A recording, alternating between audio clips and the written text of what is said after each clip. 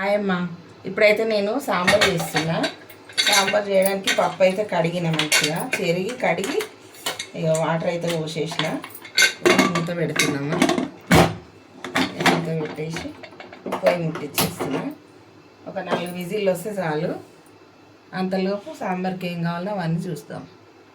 ఇప్పుడైతే cooker whistle అయితే వచ్చిందమ్మ, పక్కన పెడదాం, చల్లగా అవుతుంది. అంతలోపు పప్పు తాలింపు పెట్టుకుందాం. పొయ్యి ముట్టించి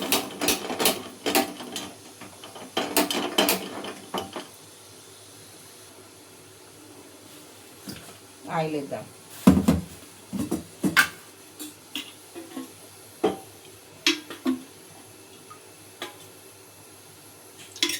రెండు పావుల సగం వేసిన ఆయిల్, 2 పావుల సగం.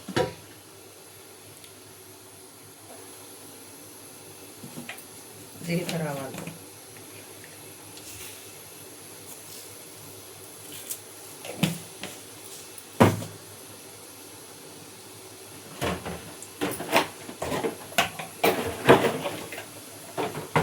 రెండు ఎండుమిర్చి వేద్దాం.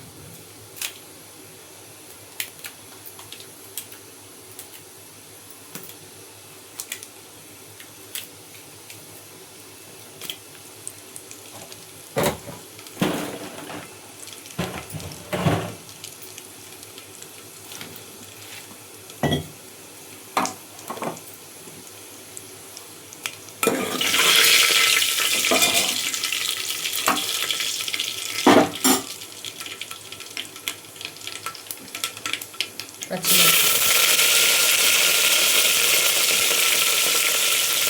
ఉల్లిగడ్డ,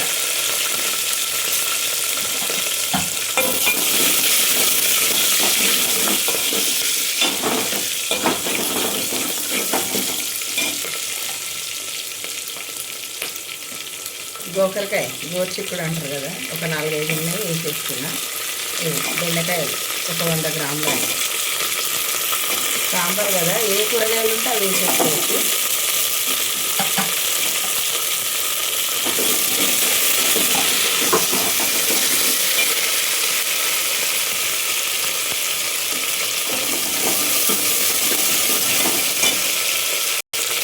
కలెమాకు ఒక 2 రెమ్మలు,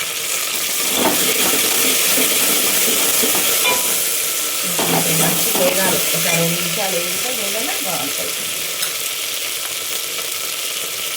ఒక స్పూను పసుపు,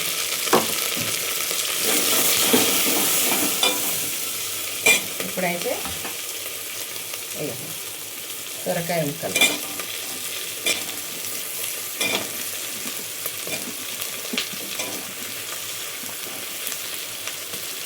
టమాటాలు ఒక 2 చిన్న సైజు,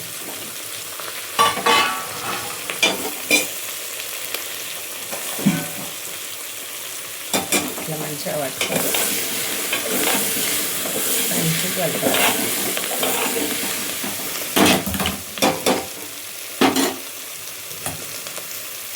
ఒక 2 నిమిషాలు ఉడకనిద్దాం నూనెలో.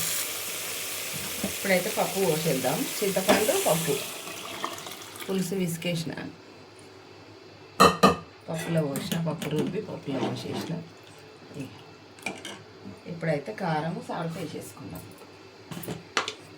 పచ్చిమిర్చి వేసినాం కదా, ఇది 1 స్పూన్ పడుతుంది.